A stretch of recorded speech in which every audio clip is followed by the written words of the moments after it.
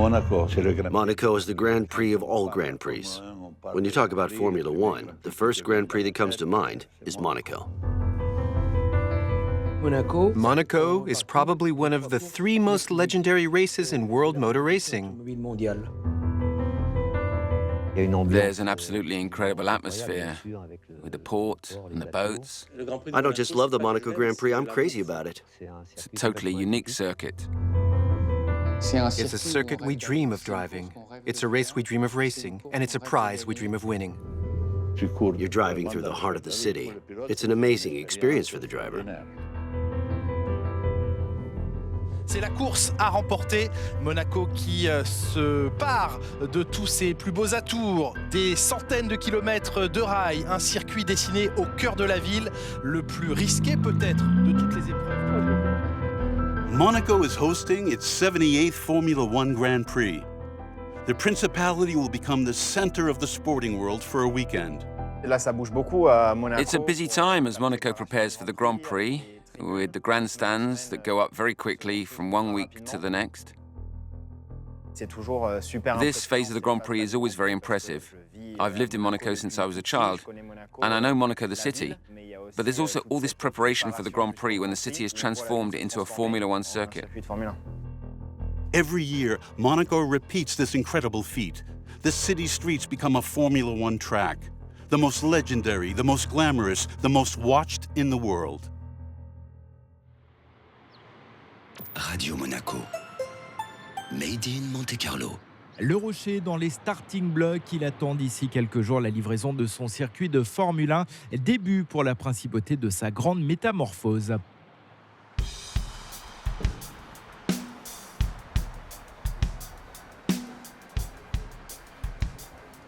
It all starts here, a few kilometers outside Monaco.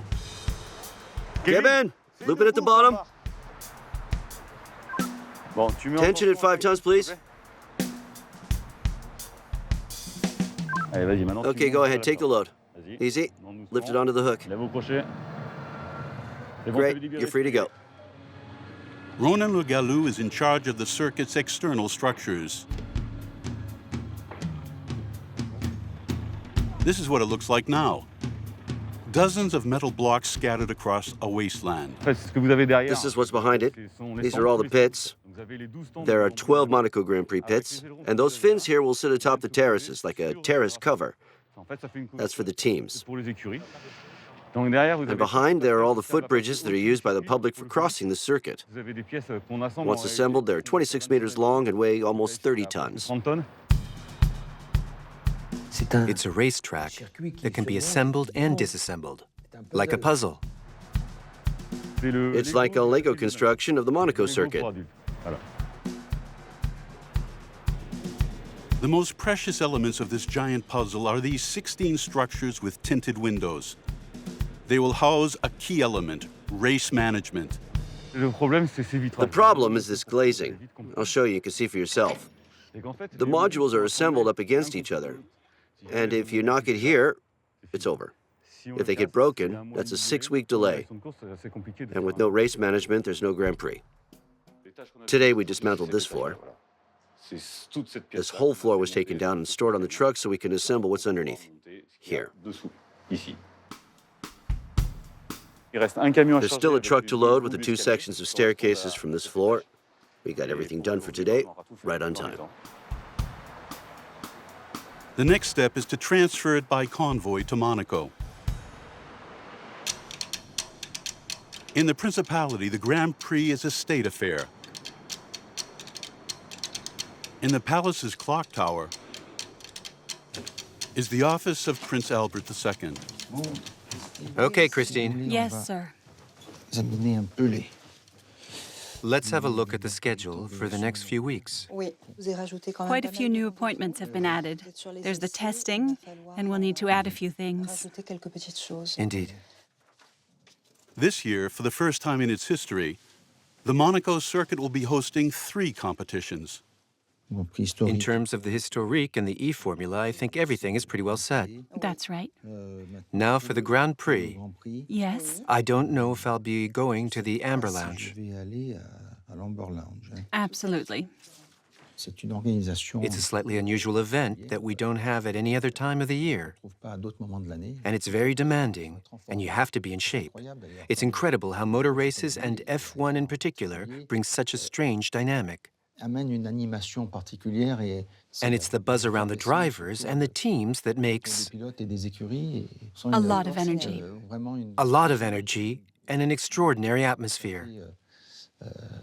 The circuit doesn't open until 7:30 p.m. on Saturday, right? Right.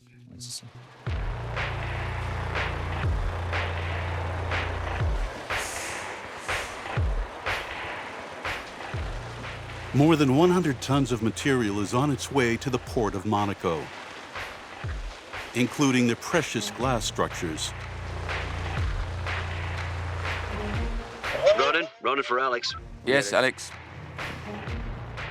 You need to watch the glass panels carefully. Potholes, low balconies, roadworks in the town. Everything has been noted and checked.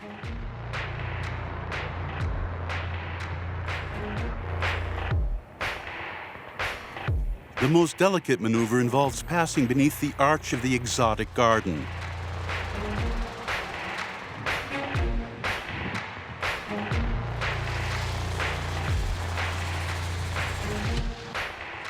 They're very fragile.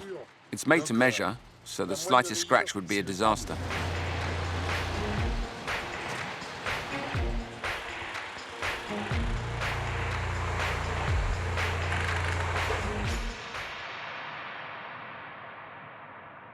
The blocks are delivered intact.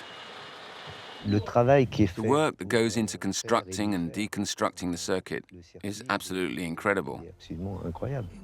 With these temporary structures, it's one of the best equipped circuits in the world.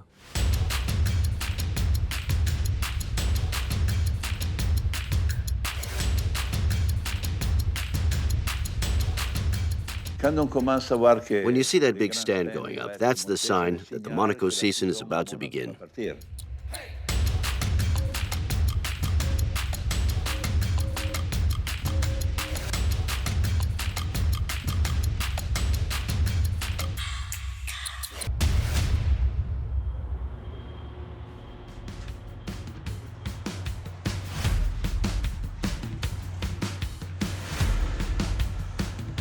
On the Beau Rivage Hill, another team is working amidst the traffic.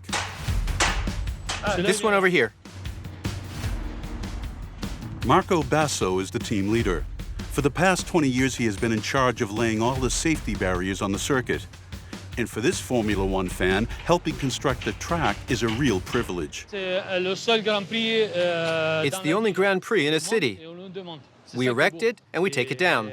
That's the beauty of it. And when you get to work on something you love, that's the best. What number do you have? Do you have number 40? Is it 40? What number do you have? Huh? 65. Each barrier and each post are numbered. Monaco is a unique circuit for the simple reason that the track runs through the city. So it's very close to the barriers. On a circuit like Monaco, there's no clearance, only barriers. There are barriers on both sides most of the time. So the slightest mistake, and you'll hit them. Flirting with the barriers like that is something very emotional. It's very emotional to see these drivers like that. You feel like you're watching gladiators. It's 9 p.m. Pierre Pergolder is in charge of asphalting the track. Careful with that. This year, 2/3 of the track is being resurfaced. These streets are impacted by heavy traffic all year long, and a wide variety of traffic. Buses, cars, heavy vehicles, exceptional convoys too. All of this causes wear and tear on the surface, and we can't have that for the Grand Prix. On this hairpin curve, the Formula One drivers turn through almost 180 degrees. It's the tightest and slowest corner in Formula One. Every centimetre is critical in terms of braking because we're at very low speeds, and the slightest difference in terms of braking means a lot of time lost. The most important thing is the Grand Prix route. That's what determines our work. The cars come across to here. This is the rumble strip where they go. It's the Grand Prix trajectory. We try to cover it as much as possible with the machines.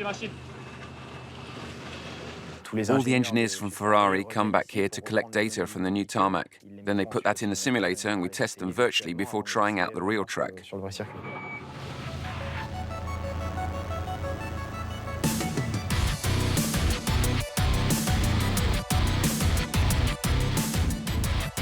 From tomorrow morning, buses and private individuals will be using this fresh portion of the future circuit.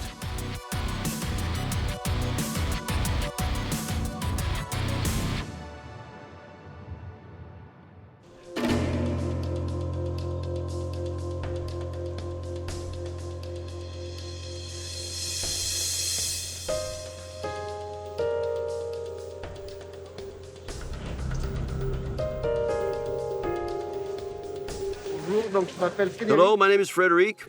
I'm your guide over these 2 training days. We should have Johan at number 38, Adrian at 32, and Zoe Jacques 26. All good? Let's go. Zoe is one of the 69 aspiring new track marshals. They have 2 days to convince the Automobile Club of their motivation and physical ability. Is it a big day for you today? Yes, my legs are shaking.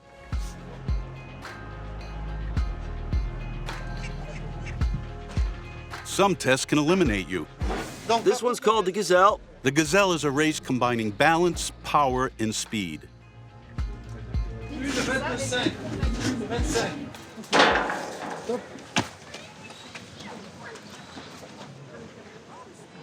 When you're pulling the cart, you realize you're not that strong. You have to pull it, but it's really difficult. Then at one point, you have to pick up a tire and carry it around the cones. That was when my heart was pounding, but I made it. 140. Are you going to be okay? I didn't eat this morning. Big mistake. You need to catch your breath.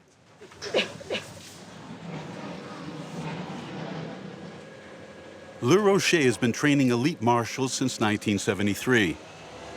It was created in response to a drama that marked the history of the Grand Prix.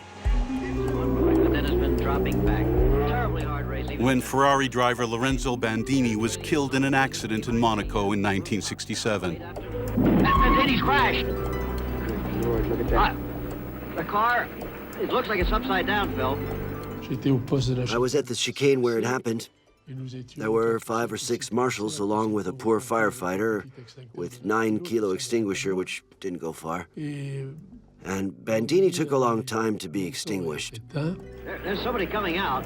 There are firemen stationed around the course here. And when I became president, I decided, as much for those who had to intervene but were held back by the flames, as for those whose lives might be saved, such as that poor driver, that we could create a school for marshals. I was quite surprised that it was such an instant success. When you come onto the track, you must be extremely careful. Always keep your eye in the direction of the traffic, okay? 54 years after Bandini's accident, the 600 marshals who will be on the Formula One circuit this year must face the same scenario, but this time in a simulation.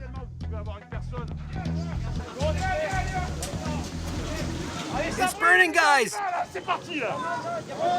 Let's do this! The driver is burning! Let's put it out! They're the best track marshals in the world. They are ultra efficient. It's like an army. They're super fans, super well trained, and totally professional. As soon as there's an accident or a car to get out of the way, they deal with it in a matter of seconds. Your crew members on the floor! What are we doing here? Firefighter down! Firefighter down! Go help them!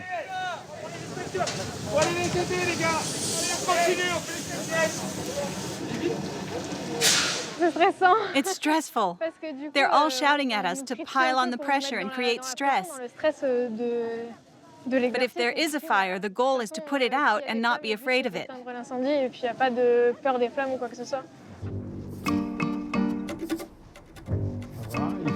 They need to go straight here between the posts.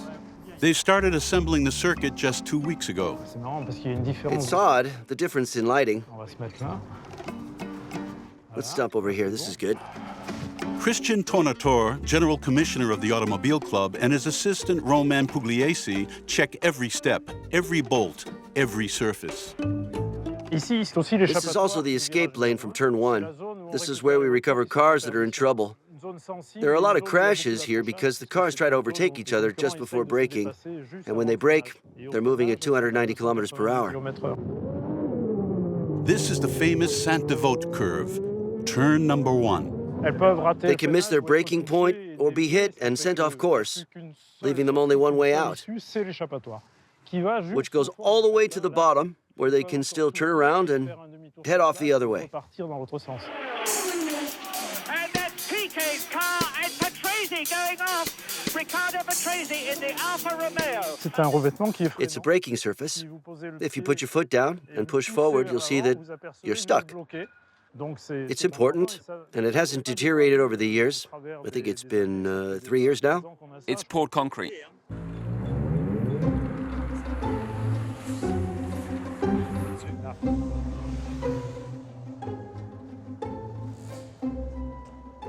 There's a hollow here, right here, just where the two meet.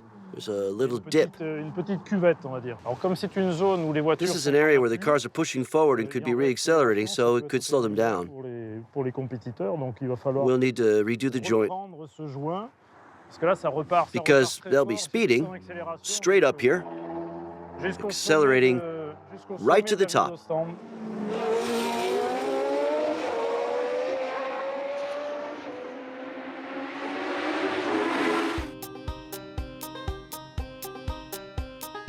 It's never ending. We're always on the track, and we notice everything right away.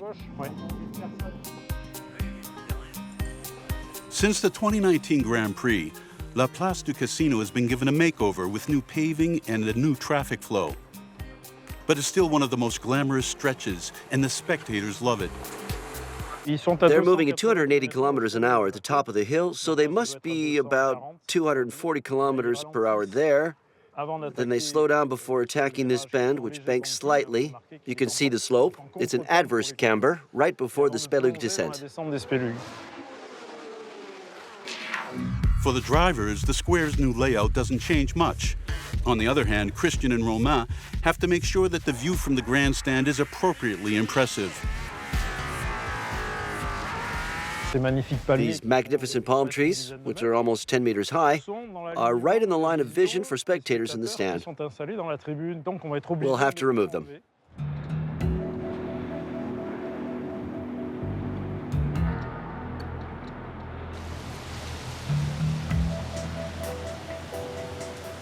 In the early morning up at Fontvieille, a mysterious delivery is underway.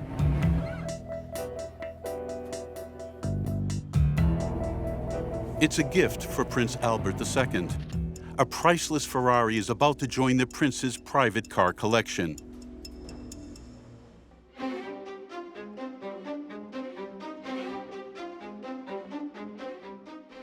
In 1953, car enthusiast Prince Rainier III started his collection.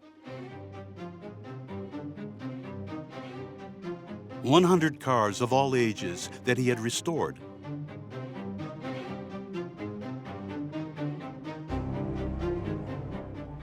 In a few moments, Charles Leclerc will present Prince Albert II with this car, which is very important to him.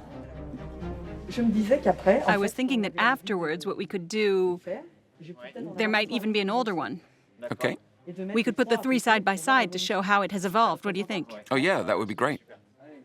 1, 2, 3. Don't tear off the spoiler. The SF90 is the Ferrari with which Charles Leclerc won his first 2 Formula One Grand Prix.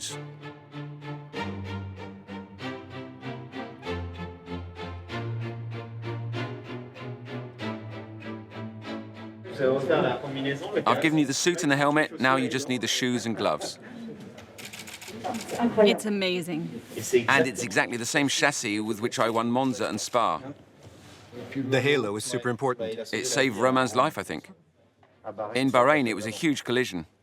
I fulfilled all my dreams with this car. Not all, but almost. My first victory in Formula One, first time as a Ferrari driver, and my first pole position too. It's exactly this chassis that won in Spa and Monza. My first 2 Formula One victories, so yes, it means a lot to me. The constant evolution in Formula One is quite extraordinary. Not just the materials that are used, but the technology, the size, and the carbon footprint of these cars. It's really quite spectacular. Thank you so much to Charles Leclerc for this gesture and the gift of this wonderful car that carried him to victory.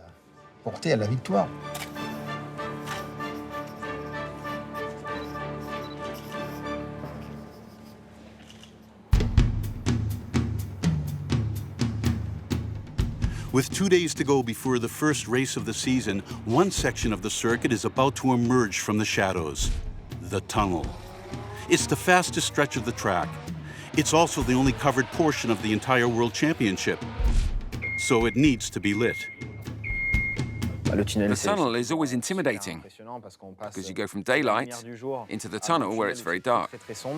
There's a short moment when your eyes adapt to the light, but the most dazzling part is when you come out of the tunnel into bright daylight, and that can be blinding. There's always a little moment of adaptation, but when you're going at 270 or 280 kilometers an hour, you can cover a lot of meters in that moment. We just set it off. You can hear it. It's just come on behind you. To mitigate these changes in brightness, the technicians have been adding more lights every year for the past 2 decades. Okay. Now, angle it. This way? Great. Pierre Haligène is in charge of this project. At the start, you need power because they're coming out of the sunshine.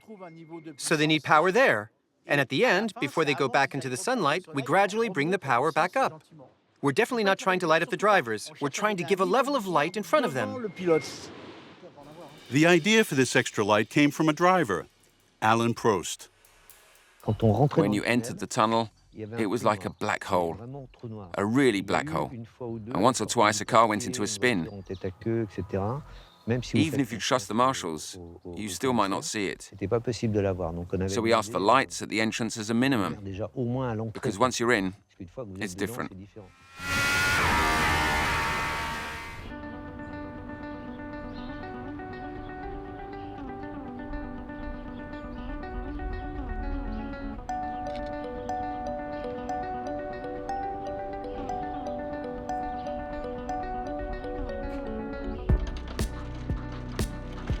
On the Beau Rivage rise, this scaffolding will hold the circuit's biggest screen. 160 square meters visible in daylight at more than 300 meters. It will ensure that spectators in the stands and guests on the balcony won't miss any part of the race and its adventures. Nearly 1 billion viewers tune into the Formula One Grand Prix. On the other side of the harbor, the spectacle's technicians have just arrived. In the gray flight case, maybe? Grips, location managers, sound engineers, special effects technicians, camera operators, cable technicians, editors, directors, bus managers, video engineers, sound operators, slow motion operators, a 110-strong crew. Jean-Julien Michiot is coordinating what will be one of the 10 most watched broadcasts in the world again this year. The Monaco Grand Prix is screened in 70 countries. The challenge is to set up these 50 cameras on the circuit. The blue spots are where the cameras will be. In the pits, there are 22 cameras across 250 meters. They're on platforms and roofs with different structures and different mountings, but always in accordance with security regulations. We have to film the whole Grand Prix story as best as we possibly can. Image, of course, and sound. How's it going? Everything's fine. Quiet. For some fans, Formula One is a symphony of engine sound. Cutting-edge technology is required to ensure nothing is missed. As such, we can capture not only the sound of the engines, but also the braking and the tires when they go into spin. And of course, the sound of the car, which is exceptional. The goal is to position the microphones as close as possible to the track. They have 2 days to set up their cameras and microphones all along the track.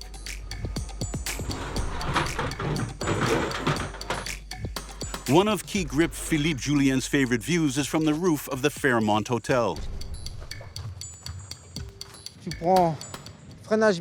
They brake on Mirabeau, and then there are all these S-bends, and here they attack. So there are often collisions at Fairmont, which makes this camera essential. It sees all the clashes. It's a great vantage point. There you go. We had to install a roof because the gulls were attacking the cameraman. They put this on, and the cameraman's pretty much safe now. The cameras are connected one after the other. And in the control room, the screens are finally turned on. Second shot there. Right now, we're testing the casino camera opposite the giant screen. It's different now, because all this part has been redone. Everything has changed. That's it. We need to check if the bend is the same. Compared to that, then we can adapt if it's moved. Monaco is the last Grand Prix of the Formula One Championship to still be filmed by the organizing club, to maintain control over its image. The Monaco Grand Prix is a theater that only operates because there's sport. That's to say, I've always reminded my guys they work in TV. And yes, there's theater in that, but the city is a theater. The city is beautiful. With just a few days to go before the Grand Prix, the new marshals want to immerse themselves in the atmosphere. Oh, are we on the grid? In pole position? Yes.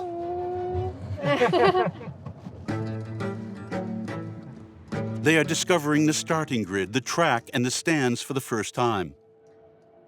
Wow! This is nice. The view's amazing from here. And further on are the pits, where their heroes will soon be. Oh, no way. Wow! Welcome to the Monaco Grand Prix. Lights out, away we go. Good start from Hamilton. Got to hand it to Leclerc. That was pretty smart. Yeah! What a race! Ah non, c'est génial. It's amazing. So cool. It makes your eyes shine a little being here in Monaco. And here's a stroke of luck. They bump into Romain Pugliese, assistant to the general commissioner. Is this your first time? Yes. Yes, as a marshal. This time next week, they'll be driving. Romain offers them a tour. This is great. Oh là là!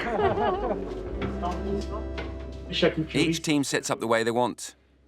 Carpets, partitions, the environment, everything. All the decoration. Mercedes puts wooden boards on the stairs. It looks really clean. The top floor is the best.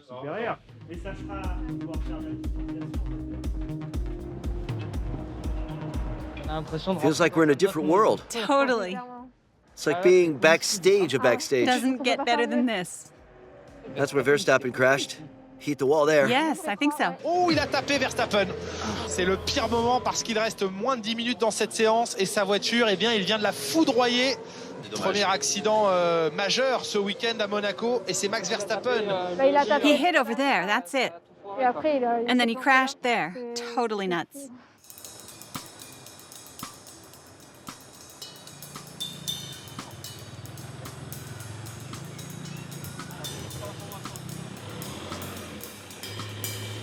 This morning, for the first time in 2 years, a Formula One car will finally enter the pit.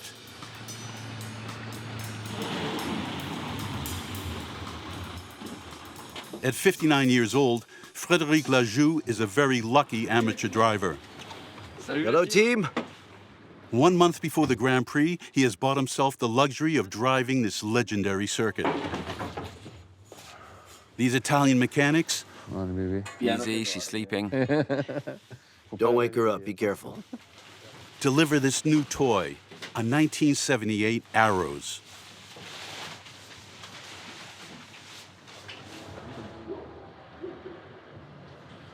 It was these F1 cars that made me fall in love with motorsport and Formula One. It's much more physical because you shift gears by hand, there's no power steering, it's muscular driving, it's raw, it's brutal. Wait a second, we need the chocks. We'll put them in the front and see what happens. Easy, easy, easy. This Monte Carlo native paid the princely sum of 300,000 euros to drive the car of his dreams. I'll take the nose. Is it straight? Yep.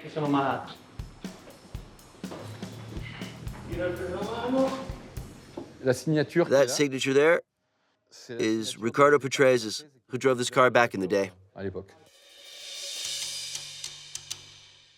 Riccardo Patrese raced 256 times between 1977 and 1993. He had a long career, marked by an incredible victory here in Monaco in 1982. On the finish line, he thought he was fourth. He didn't know that the three cars in front of him had abandoned, two of them having run out of fuel. Frédéric Lajou didn't enter this amateur race to shine like Patrese. He did it to honor the memory of another driver, Antoine Hubert, the great French hope and boyfriend of Frédéric Lajou's daughter, Julie, who died in a tragic accident on the Spa circuit at the age of 22. When you experience something like that, you no longer see things the same. I drive to drive. I want to be on the track and drive without putting pressure on myself, without setting a goal. We'll see what happens. It's not important. Not anymore. The entire Formula One family has come to support Frédéric Lajou in his race for Antoine. Charlotte, how are you? Great. Charles Leclerc was Antoine's childhood friend. So that's what you're driving? Sure am. It's amazing. It's a beast. And you're doing it more for fun now, or do you still do some tests? To be honest, since Antoine's accident, I'm about having fun and enjoying myself. I'm driving for him. It's like I set fewer goals for myself somehow.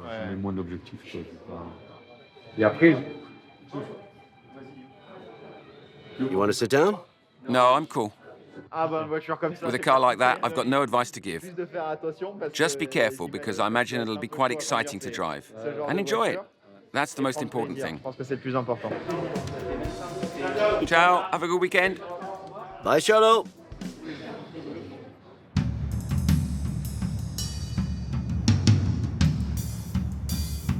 Radio Monaco. Radio Monaco. Made in Monte Carlo. Bienvenue, la saison des Grands Prix de Monaco est enfin ouverte. Ce matin, premier tour de piste pour les voitures du Grand Prix historique. 110 concurrents ont répondu présents.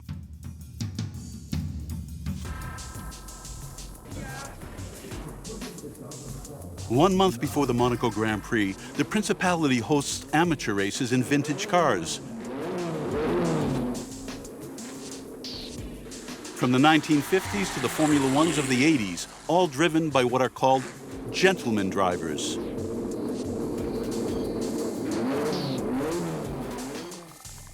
This Grand Prix historique is also a dress rehearsal, a full-scale test before the Formula One race.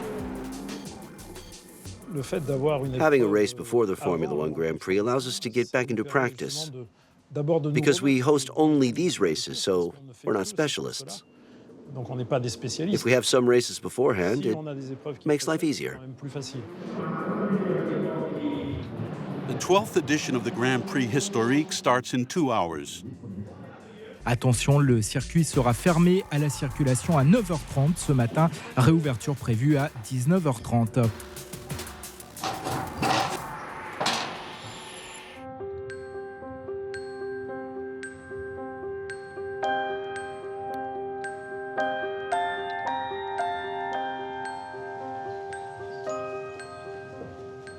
me suis levée. I got up at I don't know what time this morning. I was ready. I couldn't wait anymore.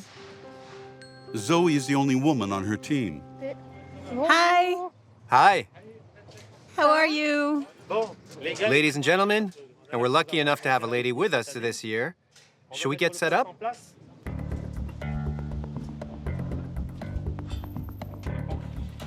Here are your tools. These are shocks for the car. Case 4. You really need to pay attention. They hit that barrier over there at the entrance to the casino, and the cars end up going off course.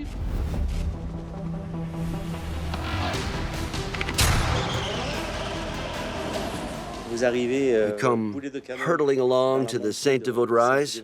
We must be going at 250 or 270 kph as we go up. And then the road goes down again, so the car becomes lighter. These 3 level changes have an impact on how the car grips. And that's something else you need to anticipate. This pressure change in the steering wheel must work in tandem with the throttle because otherwise you lose the rear. You need to remember that here, it's like a coin toss. We might have nothing for 4 days, and then find ourselves with 22 cars stuck. If there's a really big impact, you'll see. The red flag will quickly go up and we'll intervene. You'll see what it means to be a marshal, why we've been here for so many years, and why you see several generations of families working here.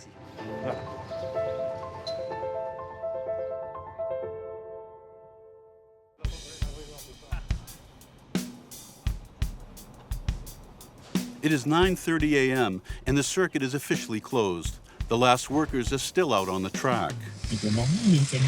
There are a lot of people here all of a sudden. La première journée de fermeture. The first day of closing is important because we have to check everything, make the openings in the barriers, and check all the sheds are properly locked. Final inspection. The General Commissioner and his assistant will give the green light before the competition can start. In 2 months, Christian and Romain will have done more kilometers on this circuit than the Formula One drivers. The General Commissioner even checks the bolts on the manhole covers. Even a plate like this that weighs 30 to 40 kilograms can be lifted by a race car. There's a suction effect that happens under the car. They repeat this check every morning for all races. It's 3 minutes until the closing, or rather the opening of the racetrack by the race directors. So we need to hurry through the pit lane. In 15 minutes, there'll be cars where we are now. The circuit is now race ready.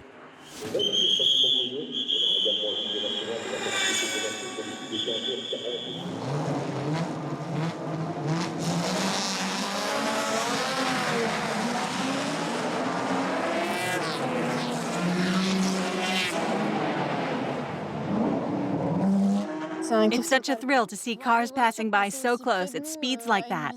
It gives you shivers.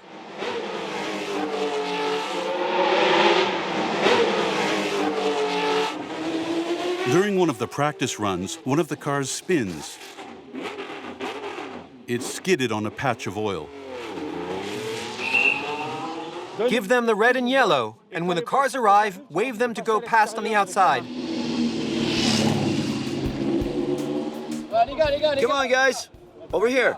The oil could cause a series of accidents. Slowly, slowly.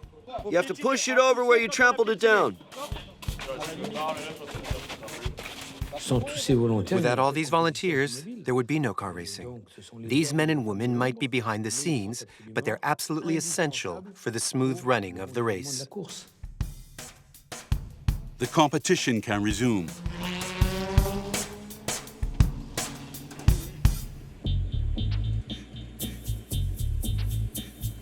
And in the middle of the onlookers, a familiar face, Charles Leclerc. Merci.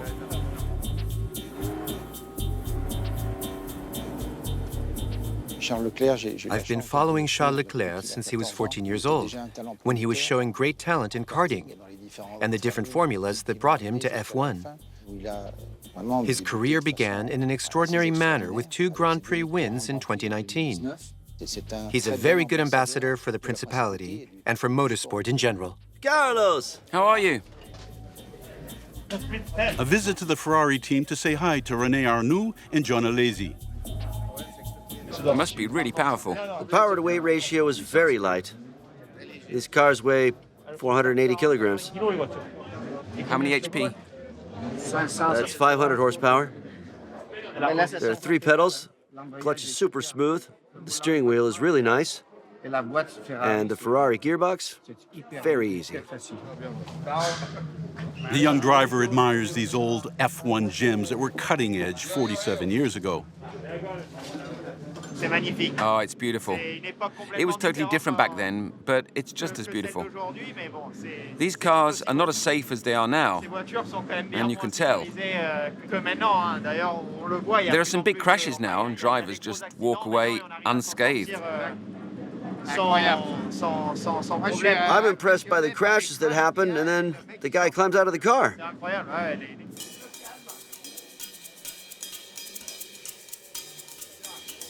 These 3 drivers have a total of more than 25 Monaco Grand Prix between them. It's a race that's always irresistible. Monaco is special. I think it's special for all the drivers. It's unique. There's only one Grand Prix like that. Monaco is a circuit where the driver can make the difference. I'm not saying you could drive a terrible car, but could still win the Grand Prix. That wouldn't happen. But you can make the difference in qualifying to gain 1, 2, or 3 extra places. That's where the driver, his feeling and his ability to manage these millimeters of track can really make a difference. You have to apply yourself, you have to be proactive, and you have to impose the rhythm on the car. On other circuits, it's a totally different way of driving. There are a lot of bumps, which gives the track character. And we love that. As a driver, you always want to push your limits. It's 78 laps, and it's the longest race of the season. We know that drivers want to win at Monaco, and we know that the team needs it. We know it's a great feeling, and in that environment, to get to the podium, it's really amazing. So we suffer for it, we really do. This is not the Grand Prix of high technology. No, here it's the driver who really makes the difference. For this first race weekend in Monaco, 1 month before the Formula One, John Elisi and René Arnoux are driving Niki Lauda's Ferrari, a 1974 chassis. Oh, brilliant start by Alessi! When you drive a Formula One car in the city, with all that power and all those blind corners, you have to forget about almost everything you do on a normal circuit and get into the driving style that is really typical of Monaco.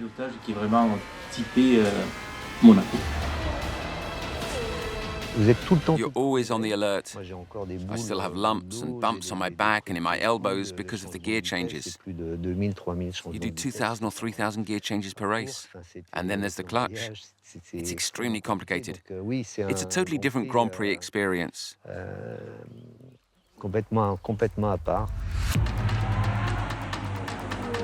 There were 18 laps on the program for the pleasure of these former champions and gentlemen drivers. Oh, he's hit him! He's hit him! And into the wall! But only 15 laps for Jean Alesi, who's been nudged against the barrier by a competitor. But the French star's not done with Monaco yet.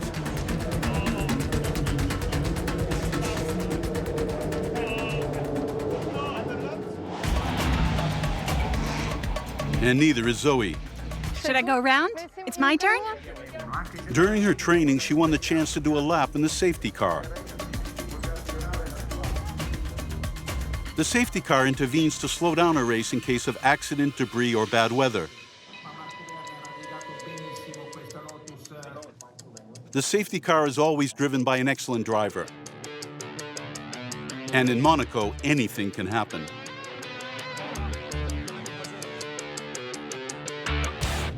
You're treated like a princess. For sure. 2 laps and a driving lesson.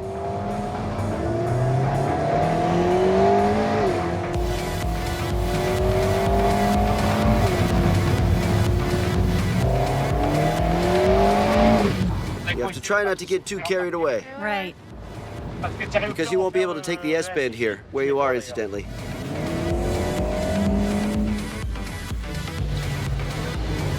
You need to cut the corner to help the car turn.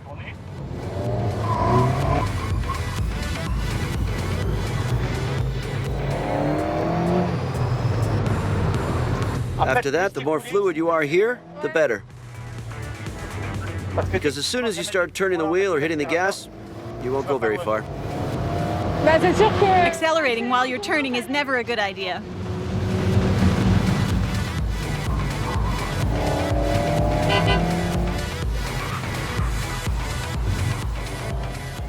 I think all the flags are for you. That's it. Excellent. That was incredible. Thank you so much. Merci beaucoup. Thank you. Ciao.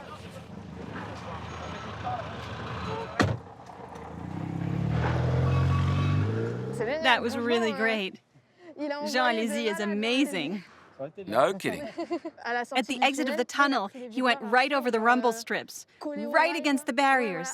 After the chicane and after the tobacco shop, he went right over the rumble strips. It was crazy. I was right by the barrier. It was amazing. Oh là là.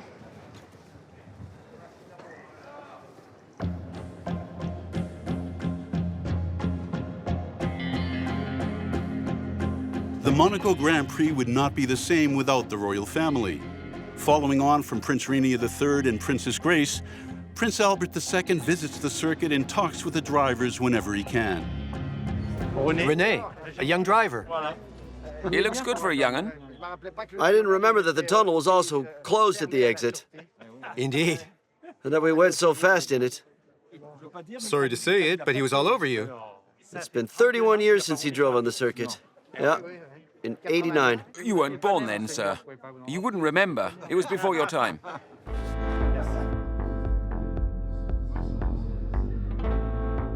Before the start of the last race, Prince Albert pays a visit to a local man he knows well, Frédéric Lajoux. This is the 1979 version of a model that was created in 1978. It was driven at that time by Riccardo Patrese and Jochen Mass. How much does it weigh? 600 kilos for 500 horsepower. It's a dream of a drive. Is that so?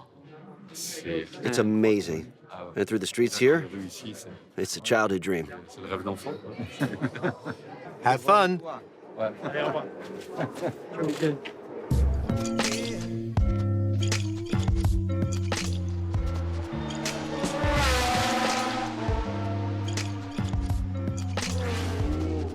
This is the first time this amateur driver has been back on the track since the death of Antoine Hubert, his daughter's boyfriend. Come on, darling. Come on, let's take a picture. His wife Claire has come to support him for this tribute. Come here, hubby. Ah, that's lovely. Isn't it? I have butterflies. I'm always worried about accidents at the start.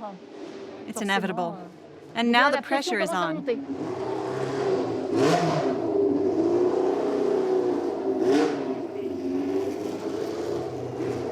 What a weekend for the 12th Monaco Historic Grand Prix.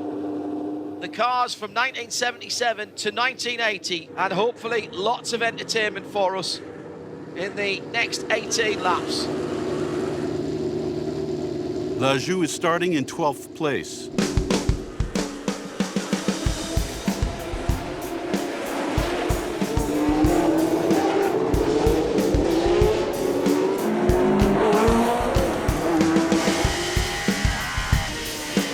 Five minutes into the race, and Frédéric Lajoux's competitive streak proves intact.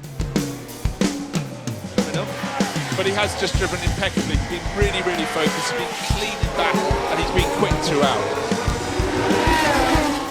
He finishes the race in 7th place.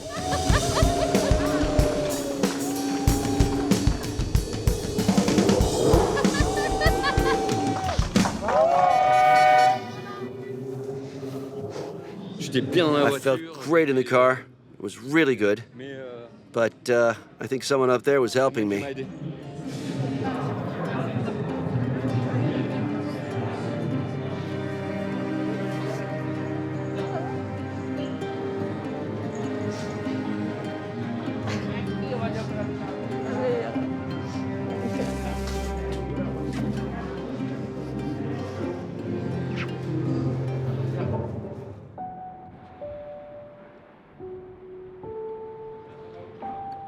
The big party for the amateur race is coming to an end. The TV crews, Marco Basso, the barrier man, Christian Tornator, the general commissioner, and Zoe, all are ready for the main event, the show of the year. I can't wait to be at the Formula One Grand Prix, just to see how fast they go around the casino square corner, and even to see Formula One cars in real life. I never had the chance. Charles Leclerc is ready for what he calls the best weekend of the year.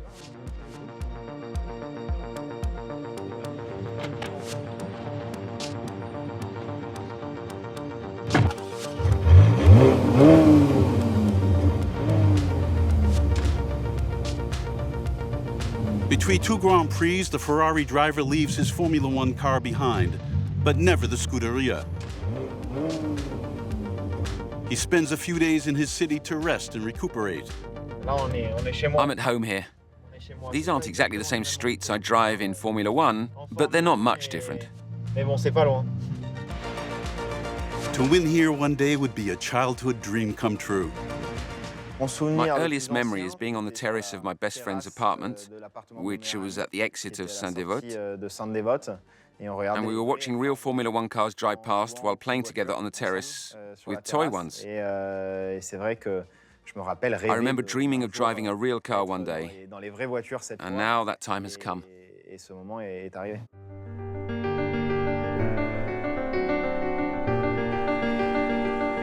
Tomorrow at the Grand Prix, he'll have to share the spotlight with the other drivers and with his hometown of Monaco.